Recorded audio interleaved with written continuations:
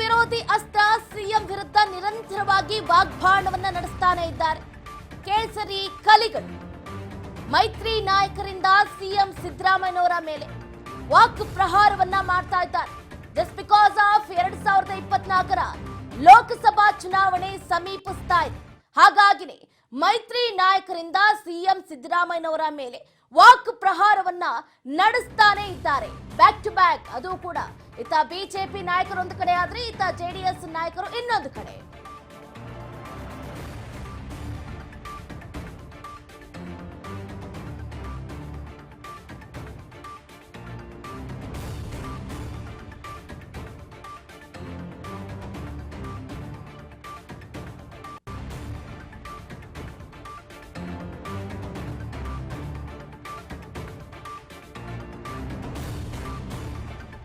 ಮಂಡ್ಯದಲ್ಲಿ ಏನು ಹನುಮತ್ ಧ್ವಜ ತೆರವು ಪ್ರಕರಣಕ್ಕೆ ಸಂಬಂಧಪಟ್ಟಂತೆ ರಾಜಕೀಯ ತಿರುವನ್ನ ಪಡೆದುಕೊಳ್ತಾರೆ. ಬಿಜೆಪಿ ನಾಯಕರು ಪ್ರತಿಭಟನೆಯನ್ನ ಮಾಡುವುದರ ಮುಖಾಂತರ ಕಾಂಗ್ರೆಸ್ ಸರ್ಕಾರದ ವಿರುದ್ಧ ವಾಗ್ಬಾಣವನ್ನ ನಡೆಸ್ತಾ ಇದ್ದಾರೆ. ಅದಕ್ಕೀಗ ಸಿಎಂ ಸಿದ್ದರಾಮಯ್ಯನವರು ಹೇಳಿಕೆಯನ್ನ ಕೊಟ್ಟಿದ್ದಾರೆ. ನಾನು ಎಲ್ಲಾ ಜಾತಿಯ ಜನರನ್ನು ಕೂಡ ಪ್ರೀತಿಸ್ತೀನಿ, ಬಿಜೆಪಿಯವರಿಗೆ ವಿಷಯಗಳು ಇಲ್ಲ, ನನ್ನ ಬಗ್ಗೆ ಯಾವಾಗ್ಲೂ ಕೂಡ ಮಾತಾಡ್ತಾನೆ ಇರ್ತಾರೆ. ನಾನು ಸಹಬಾಳ್ವೆ ಸಹಿಷ್ಣುತೆಯಲ್ಲಿ ನಂಬಿಕೆಯನ್ನ ಇಟ್ಟಂತವನು. I am a Hindu love but I love all people ಅನ್ನೋದ್ರ ಮುಖಾಂತರ ಬೆಂಗಳೂರಿನಲ್ಲಿ ಸಿಎಂ ಸಿದ್ದರಾಮಯ್ಯ ಹೇಳಿಕೆಯನ್ನ ಕೊಟ್ಟಿರುವಂತದ್ದು. ಒಂದು ಕಡೆ ಬೆಂಗಳೂರಿನ ಮೈಸೂರು ಬ್ಯಾಂಕ್ ಸರ್ಕಲ್ನಲ್ಲಿ ಬಿಜೆಪಿ ನಾಯಕರು ಪ್ರತಿಭಟನೆಯಲ್ಲಿ ನಿರತರಾದ್ರೆ, ಇನ್ನೊಂದು ಕಡೆ ಎಚ್ ಡಿ ಕುಮಾರಸ್ವಾಮಿ ಅವರು ಮಂಡ್ಯದಲ್ಲಿ ಇನ್ನೇನು ಕೆಲವು ಕ್ಷಣಗಳಲ್ಲಿ ಹೋರಾಟವನ್ನ ಮುಂದುವರಿಸ್ತಾರೆ. ಅದಕ್ಕೆ ತಕ್ಕನಾಗಿ ಈಗ ಸಿಎಂ ಸಿದ್ದರಾಮಯ್ಯನವರು ಟಾಂಗನ್ನ ಕೊಟ್ಟಿದ್ದಾರೆ. ಹಾಗಾದ್ರೆ ಏನ್ ಹೇಳಿದ್ರು ಸಿದ್ದರಾಮಯ್ಯನವರು ಕೇಳ್ತಾ ಹೋಗೋದಾದ್ರೆ, ಅನಗತ್ಯವಾಗಿ ಕ್ರಿಯೇಟ್ ಮಾಡ್ತಾ ಇದ್ದಾರೆ, ಅನಗತ್ಯವಾಗಿ ಅಜೆಂಡಾ ಇದೆಯಲ್ಲ, ಅವ್ರು ತಗೊಂಡಿರೋದು ನ್ಯಾಷನಲ್ ಫ್ಲಾಗ್ ಅಥವಾ ಕನ್ನಡ ಫ್ಲಾಗ್. ಬಟ್ ನಾವು ವಿರೋಧ ಇಲ್ಲ ಯಾವುದೇ ಜೆಂಡ ಇದು ಮಾಡೋಕ್ಕೆ. ನಾಳೆ ಒಂದು ಈಶಾ ಮಾಡಬೇಕು ಎಲ್ಲ ಮಾಡೋಕ್ಕಾಗಲಿಲ್ಲ. ಸೊ ಅದಕ್ಕೆ ಯಾವ ಪರ್ಮಿಷನ್ ತಗೊಂಡಿದ್ರು ಅದನ್ನು ಆ ಪಾವನೆ ಮಾಡಬೇಕು. ಅದಕ್ಕೆ ಅವರು ಜಿಲ್ಲಾಡಳಿತ ಸರ್ ಅಶೋಕ್ ಅವರು ಹೋಗ್ತವ್ರೆ, ಕುಮಾರಸ್ವಾಮಿ ಅವರು ಹೋಗ್ತಾರೆ, ಹೋಗಿ ಪ್ರೊಟೆಸ್ಟ್ ಮಾಡಿ ಪ್ರಚೋದನೆ ಆಗ್ತಾ ಇದೆ ಅಂತ. ಅವರೇ ಪ್ರಚೋದನೆ ಮಾಡ್ತಾ ಇದ್ದಾರೆ. ಪ್ರಚೋದನೆ ಅಂದ್ರೆ ಏನು ಯಾತಕ್ಕೆ ಮಾಡ್ತಾ ಇದ್ದಾರೆ, ಯಾಕ್ರಿ ಮಾಡ್ತಾ ಇದ್ದಾರೆ ಅವರು? Sir, but then what is the solution right now? Like in Mandya also, in Bangalore also, they are protesting in a big way. No, my point is why they are instigating people. What for? Let me know. What for they are instigating? Why they are instigating? Election ಬರ್ತಾ ಇದೆ, ಅದಕ್ಕೋಸ್ಕರ ಇವೆಲ್ಲ ಮಾಡ್ತಾ ಇದ್ದಾರೆ. ಎಲೆಕ್ಷನ್ಗೋಸ್ಕರ ಇವೆಲ್ಲ ಮಾಡ್ತಾ ಇದ್ದಾರೆ. ಅವರು ನಮ್ದೇನು ತಕರಾರಿಲ್ಲ. ಅವ್ರು ಯಾವ ಪಂಚಾಯತಿಯವರು ಏನು ಪರ್ಮಿಷನ್ ಕೊಟ್ಟಿದ್ದಾರೆ ಅದ್ರ ಪ್ರಕಾರ ನಡ್ಕೊಂಡಿದ್ರೆ ಜಿಲ್ಲಾಡಳಿತ ಯಾಕೆ ಇಂಟರ್ಫಿಯರ್ ಆಯ್ತಿದ್ರು? ಅವರು ಸಿದ್ದರಾಮಯ್ಯ ಹಿಂದೂ ವಿರೋಧಿ, ಹನುಮತ್ ಧ್ವಜ ವಿರೋಧಿ ಅಂತೆಲ್ಲ ಹೋಗ್ತಾ ಇದ್ದಾರೆ ಸಿದ್ದರಾಮಯ್ಯ. ಅವ್ರಿಗೆ ಬೇರೆ ಇನ್ನೇನು ಇದು ನನ್ನ ಮೇಲೆ ಹೇಳಕ್ಕೆ. ಅದಕ್ಕೆ ಹಿಂದೂ ವಿರೋಧಿ ಏನು? ನಾನು I am a Hindu. I love all people from all religions. ಗೊತ್ತಾಯ್ತಾ? ಎಲ್ಲ ಪ್ರಜಾ ಸೆಕ್ಯುಲರಿಸಮ್ ಅಂದ್ರೆ ಏನು? ಸೆಕ್ಯುಲರಿಸಮ್ ಅಂದ್ರೆ ಸಂವಿಧಾನದಲ್ಲಿ ಏನು ಹೇಳಿದ್ದಾರೆ? ಸಹಬಾಳ್ವೆ ಸಹಿಷ್ಣುತೆ, ಸಹಬಾಳ್ವೆ ಸಹಿಷ್ಣುತೆ, ಅದರಲ್ಲಿ ನಂಬಿಕೆ.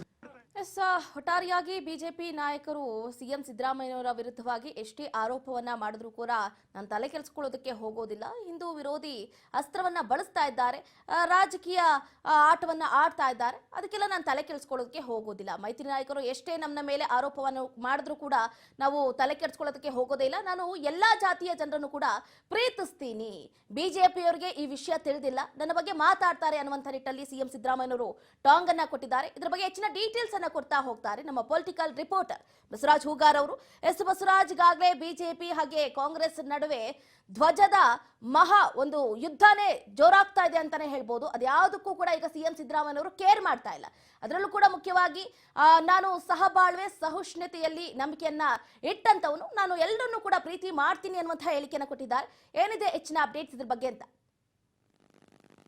ಚಂದ್ರಕಲಾ, ಈಗಾಗಲೇ ಮಂಡ್ಯ ಜಿಲ್ಲೆಯ ಒಂದು ಗ್ರಾಮದಲ್ಲಿ ನಡೆದಿರ್ತಕ್ಕಂಥ ಏನು ಧ್ವಜದ ಸಂಬಂಧಪಟ್ಟಂತ ವಿಚಾರಕ್ಕೆ ಏನು ಹನುಮ ಧ್ವಜ ಭಗವಾ ಧ್ವಜವನ್ನ ಏರಿಸಿದ್ದಕ್ಕೆ ಅದನ್ನ ತೆಗೆದು ಅಲ್ಲಿಯ ಮಂಡ್ಯ ಜಿಲ್ಲಾಡಳಿತ ಮತ್ತೆ ಅದನ್ನ ತ್ರಿವರ್ಣ ಧ್ವಜವನ್ನ ಆರಿಸಿದ್ದಕ್ಕೆ ಅಲ್ಲಿಯ ಗ್ರಾಮಸ್ಥರು ಸಾಕಷ್ಟು ಒಂದ್ ಕಡೆ ಪ್ರತಿಭಟನೆ ಮಾಡಿದ್ರು. ನಿನ್ನೆ ದೊಡ್ಡ ಮಟ್ಟದಲ್ಲಿ ಪ್ರತಿಭಟನೆ, ಅದಕ್ಕೆ ವಿಪಕ್ಷ ನಾಯಕರಾಗಿರ್ತಕ್ಕಂಥ ಆರ್ ಅಶೋಕ್ ಅವರು ಕೂಡ ಆ ಪ್ರತಿಭಟನೆಯಲ್ಲಿ ಭಾಗಿಯಾಗಿದ್ರು. ಅದಕ್ಕೆ ಸಂಬಂಧಪಟ್ಟಂತೆ ಇವತ್ತು ಕೂಡ ಬೆಂಗಳೂರಿನಲ್ಲಿ ಕೂಡ ಬಿಜೆಪಿ ಒಂದು ಪ್ರತಿಭಟನೆ ಮಾಡಿ ಸರ್ಕಾರದ ನಡೆಯನ್ನ ಖಂಡಿಸಿದ್ರು. ಈ ಒಂದು ವಿಚಾರಕ್ಕೆ ಸಂಬಂಧಪಟ್ಟಂತೆ ಸಿಎಂ ಸಿದ್ದರಾಮಯ್ಯ ಅವರು ಪ್ರತಿಕ್ರಿಯಿಸಿರುವಂತದ್ದು ಏನಂತಂದ್ರೆ, ಈಗಾಗಲೇ ಆ ಒಂದು ಏನು ಅಲ್ಲಿ ಭಗವಾ ಧ್ವಜ ಆರಿಸಲಿಕ್ಕೆ ಅನುಮತಿ ಇರಲಿಲ್ಲ. ಆ ಒಂದು ಧ್ವಜ ಕಂಬದಲ್ಲಿ ಕನ್ನಡ ಬಾವುಟ ಮತ್ತೆ ತ್ರಿವರ್ಣ ಧ್ವಜವನ್ನ, ಭಾರತ ದೇಶ ಒಂದು ಧ್ವಜವನ್ನ ಆರಿಸಲಿಕ್ಕೆ ಮಾತ್ರ ಅದಕ್ಕೆ ಪರ್ಮಿಷನ್ ಇತ್ತು. ಆದ್ರೆ ಅದನ್ನ ಉಲ್ಲಂಘನೆ ಮಾಡಿ ಗ್ರಾಮ ಪಂಚಾಯಿತಿಯ ಒಂದು ಏನು ಅನುಮತಿ ಕೊಡುವಂತ ಸಂದರ್ಭದಲ್ಲಿ ಕೂಡ ಒಂದು ಮುಚ್ಚಳಿಕೆ ಪತ್ರವನ್ನು ಕೂಡ ಬರೆದಿದ್ರು. ಆ ಒಂದು ಮುಚ್ಚಳಿಕೆ ಪತ್ರದಲ್ಲಿ ಬರೆದು ಕೊಟ್ಟಿರ್ತಕ್ಕಂಥ ನಡೆದುಕೊಂಡಿಲ್ಲ. ಹಾಗಾಗಿ ಜಿಲ್ಲಾಡಳಿತ ಅದಕ್ಕೆ ಮಧ್ಯಪ್ರವೇಶ ಮಾಡಿ ಅದನ್ನ ಸರಿಪಡಿಸುವಂತ ಕೆಲಸವನ್ನ ಮಾಡಿದ್ರೆ ಕಾನೂನು ಪ್ರಕಾರ ಏನ್ ಕ್ರಮ ಕೈಗೊಳ್ಳಬೇಕು ಅದನ್ನ ಕೈಗೊಂಡಿದೆ. ಬಿಜೆಪಿ ಒಂದು ಕುಮ್ಮಕ್ಕು ನಡೆಸ್ತಾ ಇದೆ. ಆ ಗ್ರಾಮದ ಜನತೆಯನ್ನ ಇವರು ಬಿಜೆಪಿಯವರು ಬಳಸ್ಕೊಳ್ತಾ ಇದ್ದಾರೆ. ಯಾವುದೇ ರೀತಿ ಇದರಲ್ಲಿ ಸರ್ಕಾರ ಯಾವುದಕ್ಕೂ ಕೂಡ, ಅಂದ್ರೆ ನಾವು ಯಾವುದಕ್ಕೂ ಕೂಡ ವಿರೋಧವಿಲ್ಲ, ಯಾವ ಜೆಂಡಾಕ್ಕೂ ಕೂಡ ವಿರೋಧ ಇಲ್ಲ. ಆದ್ರೆ ಕಾನೂನು ರೀತಿಯಲ್ಲಿ ಏನ್ ಮಾಡ್ಬೇಕು ಆ ಕಾನೂನು ಅಡಿಯಲ್ಲಿ ಮಾಡಿದ್ರೆ ಸರ್ಕಾರ ಅದಕ್ಕೆ ಯಾವುದೇ ರೀತಿ ವಿರೋಧ ಮಾಡೋದಿಲ್ಲ ಅನ್ನುವಂತ ಮಾತನ್ನು ಕೂಡ ಹೇಳಿರುವಂತದ್ದು. ಆದ್ರೆ ಬಿಜೆಪಿ ಪಕ್ಷದ ನಾಯಕರು ಏನ್ ಹೇಳ್ತಿದ್ದಾರೆ, ಬಿಜೆಪಿ ಪಕ್ಷದ ನಾಯಕರು ಒಂದ್ ಕಡೆ ಈ ಪ್ರತಿಭಟನೆಯನ್ನ ಅವರು ಪ್ರಚೋದನೆ ಮಾಡ್ತಾರೆ, ಇವರಿಂದಲೇ ಈ ಪ್ರತಿಭಟನೆ ಆಗ್ತಾ ಇರೋದು ಅನ್ನುವಂಥದ್ದನ್ನ ನೇರವಾಗಿ ಮಂಡ್ಯದಲ್ಲಿ ಆಗಿರ್ತಕ್ಕಂಥ ಘಟನೆಗೆ ಬಿಜೆಪಿಯ ಕಾರಣ ಅನ್ನುವಂಥದ್ದನ್ನ ಸಿಎಂ ಸಿದ್ದರಾಮಯ್ಯ ಆರೋಪಿಸಿರುವಂತದ್ದು. ಚಂದ್ರಕಲಾ, ನಾವು ಇನ್ನೊಂದು ಕೂಡ ಗಮನಿಸಬೇಕಾಗುತ್ತೆ. ಒಂದು ಕಡೆ ಎಚ್ ಡಿ ಕುಮಾರಸ್ವಾಮಿ ಅವರು ಮಂಡ್ಯದಲ್ಲಿ ಪ್ರತಿಭಟನೆ, ಇನ್ನೊಂದು ಕಡೆ ಕಲಬುರಗಿಯಲ್ಲಿ ವಿಜೇಂದ್ರ ಅವರು ಪ್ರತಿಭಟನೆ, ಬೆಂಗಳೂರಿನಲ್ಲಿ ಆರ್ ಅಶೋಕ್ ಅವರು ಪ್ರತಿಭಟನೆಯನ್ನ ನಡೆಸೋದಕ್ಕೆ ಮುಂದಾಗ್ತಿದ್ದಾರೆ. ಇವರೆಲ್ಲ ಕೂಡ ಪ್ರತಿಭಟನೆ ಮಾಡೋದ್ರ ಮುಖಾಂತರ ಕಾಂಗ್ರೆಸ್ ಸರ್ಕಾರವನ್ನ ಉರುಳಿಸಬೇಕು ಅನ್ನುವಂಥ ನಿಟ್ಟಿನಲ್ಲಿ ಈ ಪ್ರತಿಭಟನೆಯನ್ನ ಹಮ್ಮಿಕೊಂಡಿದ್ದಾರೆ. ಇದು ವರ್ಕೌಟ್ ಆಗುತ್ತಾ ಹೇಗೆ ಅಂತ? ಖಂಡಿತವಾಗ್ಲೂ ಚಂದ್ರಕಲಾ, ಈಗಾಗಲೇ ನಿನ್ನೆ ನಡೆದಿರ್ತಕ್ಕಂಥ ಈ ಮಂಡ್ಯ ಘಟನೆ ಏನಿದೆ, ಈ ಒಂದು ಘಟನೆಗೆ ಸಂಬಂಧಪಟ್ಟಂತೆ ನಿನ್ನೆಯೂ ಕೂಡ ಬಿಜೆಪಿ ನಾಯಕರು ಅದೇ ರೀತಿ ಜೆಡಿಎಸ್ ನಾಯಕರು ಸಾಕಷ್ಟು ಒಂದ್ ಕಡೆ ಸರ್ಕಾರದ ವಿರುದ್ಧ ಆಕ್ರೋಶನ ವ್ಯಕ್ತಪಡಿಸಿದ್ದಾರೆ. ಅಲ್ಲಿಯ ಗ್ರಾಮಸ್ಥರು ಎಲ್ಲರಿಗೂ ಕೂಡ ಯಾವುದೂ ಕೂಡ ಆಕ್ಷೇಪಣೆ ಇರಲಿಲ್ಲ. ಆದ್ರೂ ಕೂಡ ಸರ್ಕಾರ ಇದನ್ನ ಬೇಕಂತಲೇ ಒಂದ್ ಕಡೆ ಹಿಂದೂ ವಿರೋಧಿಯ ನಡೆಯನ್ನ ಮಾಡ್ತಾ ಇದೆ ಅನ್ನುವಂಥದ್ದನ್ನ ಖಂಡಿಸಿ ಇದನ್ನ ದೊಡ್ಡ ಮಟ್ಟದಲ್ಲಿ ಒಂದು ಪ್ರತಿಭಟನೆಯಾಗಿ ಅಸ್ತ್ರವನ್ನಾಗಿ ಮಾಡಿಕೊಂಡಿರ್ತಕ್ಕಂಥ ಬಿಜೆಪಿ ಮತ್ತು ಜೆಡಿಎಸ್ ನಾಯಕರು ನಿನ್ನೆ ಕೂಡ ಕುಮಾರಸ್ವಾಮಿ ಅವರು ಸಿಎಂ ವಿರುದ್ಧ ವಾಗ್ದಾಳಿ ಟ್ವೀಟ್ ಮುಖಾಂತರ ವಾಗ್ದಾಳಿ ನಡೆಸಿದ್ರು. ಅದೇ ರೀತಿ ಏನು ಬಿಜೆಪಿ ನಾಯಕರು ಕೂಡ ವಾಗ್ದಾಳಿ ನಡೆಸಿದ್ರು. ಆದ್ರೆ ಇವತ್ತು ಬಿಜೆಪಿ ನಾಯಕರು ಪ್ರತಿಭಟನೆ ಮಾಡ್ತಿದ್ದಾರೆ. ಅದೇ ರೀತಿ ಕುಮಾರಸ್ವಾಮಿ ಅವರು ಕೂಡ ಜನ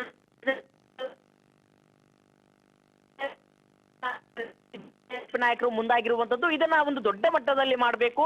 ಇದು ರಾಜ್ಯ ಸರ್ಕಾರ ಪದೇ ಪದೇ ಹಿಂದೂ ವಿರೋಧಿಯ ತನವನ್ನ ತೋರಿಸ್ತಾ ಇದೆ. ಅದರಲ್ಲೂ ಏನು ರಾಮ ಜನ್ಮಭೂಮಿಯ ಒಂದು ಏನು ರಾಮ ಮಂದಿರ ಉದ್ಘಾಟನೆ ದಿನದಂದು ರಜೆಯನ್ನು ಕೂಡ ಘೋಷಣೆ ಮಾಡಲಿಲ್ಲ.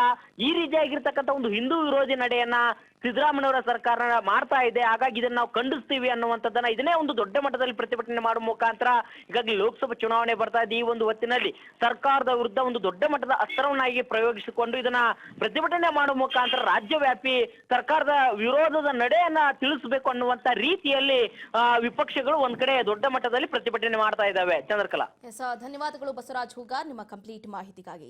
ಒಂದು ಕಡೆ ಹಿಂದೂ ವಿರೋಧಿ ಸರ್ಕಾರ ಅನ್ನೋದನ್ನ ಬಿಂಬಿಸಬೇಕು. 2024ರ ಲೋಕಸಭೆ ಚುನಾವಣೆಯಲ್ಲಿ ಕಾಂಗ್ರೆಸ್ ಅನ್ನ ಮುಂದೆ ಬರೋದಕ್ಕೆ ಬಿಡಲೇಬಾರದು. ಮತ್ತೊಮ್ಮೆ ಪ್ರಧಾನಿ ನರೇಂದ್ರ ಮೋದಿ ಅವರನ್ನ 3ನೇ ಬಾರಿಗೂ ಕೂಡ ಪ್ರಧಾನಿ ಸ್ಥಾನದಲ್ಲಿ ನೋಡಬೇಕು ಅನ್ನುವಂತಹ ಮಹತ್ವಾಕಾಂಕ್ಷೆಯಲ್ಲಿ ಬಿಜೆಪಿ ನಾಯಕರಿದ್ದಾರೆ. ಹಾಗಾಗಿನೇ ಬ್ಯಾಕ್ ಟು ಬ್ಯಾಕ್ ಒಂದು ಕಡೆ ಕಾಂಗ್ರೆಸ್ ಕೂಡ ಒಂದಲ್ಲ ಒಂದು ಅಸ್ತ್ರವನ್ನ ನೀಡ್ತಾ ಇದೆ. ಆ ಅಸ್ತ್ರವನ್ನ ಪ್ರತ್ಯಸ್ತ್ರ ಮಾಡ್ಕೊಳ್ತಾ ಇದೆ ಬಿಜೆಪಿ ಒಟ್ಟಾರೆಯಾಗಿ.